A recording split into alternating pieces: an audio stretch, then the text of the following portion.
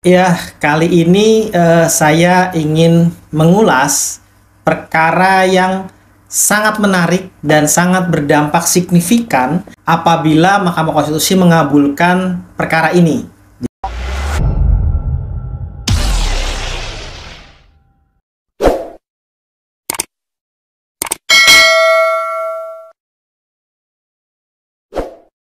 Untuk bedah perkara kali ini, saya akan membedah perkara nomor 121 tahun 2022 yang saat video ini dibuat prosesnya sedang berjalan.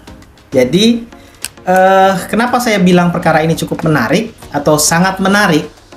Karena di perkara ini pemohon adalah panitera muda Mahkamah Konstitusi dan juga pegawai Mahkamah Konstitusi. Nanti teman-teman bisa lihat di website Mahkamah Konstitusi untuk melihat permohonannya.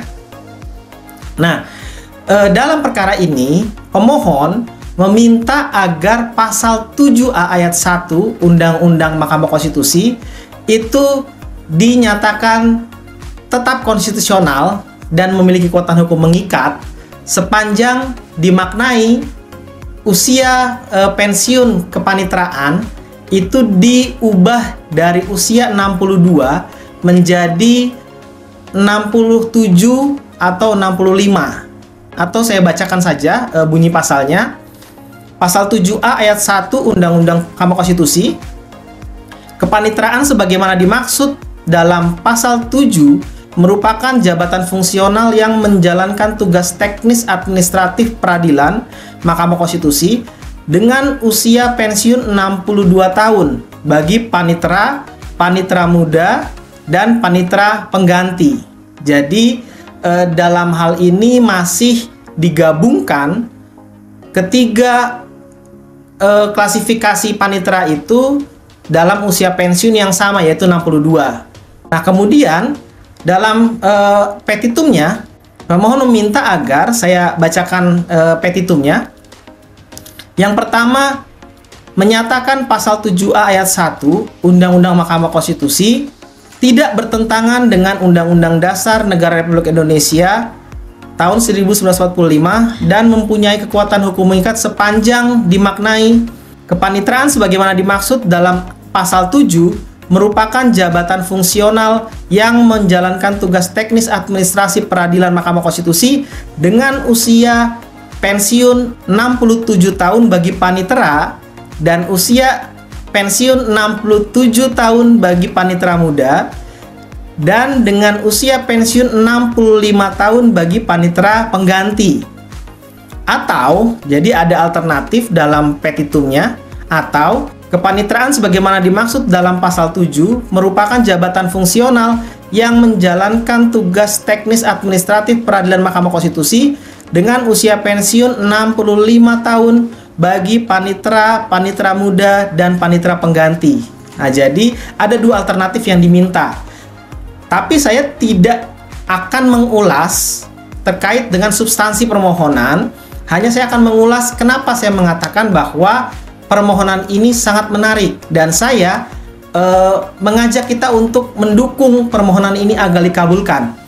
Kenapa saya mendukung perkara ini untuk dikabulkan? Karena kalau perkara ini dikabulkan, maka ini akan berdampak terhadap perkara-perkara lain atau akan menjadi jurisprudensi terhadap perkara-perkara lain yang sebelumnya sudah dinyatakan oleh Mahkamah Konstitusi bahwa terhadap batasan usia minimum tertentu untuk menduduki semua jabatan dan aktivitas pemerintahan itu adalah open legal policy. Jadi kalau kita melihat penanganan perkara di MK, nah ini saya juga sekaligus akan membahas terkait dengan adanya pasal 54. Jadi saya melihat bahwa potensi perkara ini besar untuk dikabulkan dengan beberapa perkembangan proses yang saya amati dalam perkara ini. Jadi kalau kita melihat pasal 54 Undang-Undang Mahkamah Konstitusi, itu seringkali dijadikan dasar oleh Mahkamah Konstitusi ketika Mahkamah Konstitusi ingin memutus tanpa mendengarkan keterangan para pihak, pembentuk undang-undang, presiden, DPR, atau pihak-pihak terkait. Jadi, dalam konteks penerapan pasal 54, seringkali Mahkamah memutus tanpa masuk dalam agenda mendengarkan keterangan Presiden dan DPR dengan beberapa kriteria. Salah satunya, pemohon misalkan sudah jelas dianggap tidak punya legal standing, maka tanpa harus mendengarkan keterangan para pihak, Mahkamah bisa saja memutus bahwa permohonan tidak diterima atau NO. Yang kedua, kalau Mahkamah merasa permohonan sudah cukup jelas untuk dinilai oleh Mahkamah Konstitusi. Nah, jadi ketika itu sudah jelas permohonannya bagi Mahkamah Konstitusi, itu bisa langsung diputus dengan menggunakan dasar pasal 54 tanpa masuk ke dalam pemeriksaan mendengarkan keterangan Presiden, DPR, dan pihak-pihak lain, yaitu pihak terkait.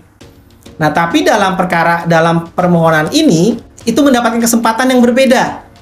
Jadi kalau kita melihat dalam petitumnya, sebenarnya kan sudah jelas bahwa yang diminta ingin merubah batasan usia pensiun bagi kepanitraan, baik itu panitra muda, panitra pengganti, dari 62 menjadi 67 atau 65. Nah, kalau kita melihat dalam beberapa putusan Mahkamah Konstitusi, saya langsung akan menunjukkan kutipan dari putusan Mahkamah Konstitusi yang terakhir dikutip dalam perkara yang saya tanganin, perkara nomor 70 tahun 2022. Jadi Mahkamah mengatakan begini, dalam kaitan dengan kriteria usia, Undang-Undang Dasar tidak menentukan batasan usia minimum tertentu bagi kriteria yang berlaku umum untuk semua jabatan atau aktivitas pemerintahan. Artinya, Undang-Undang Dasar 45 menyerahkan kepada pembentuk undang-undang untuk mengaturnya.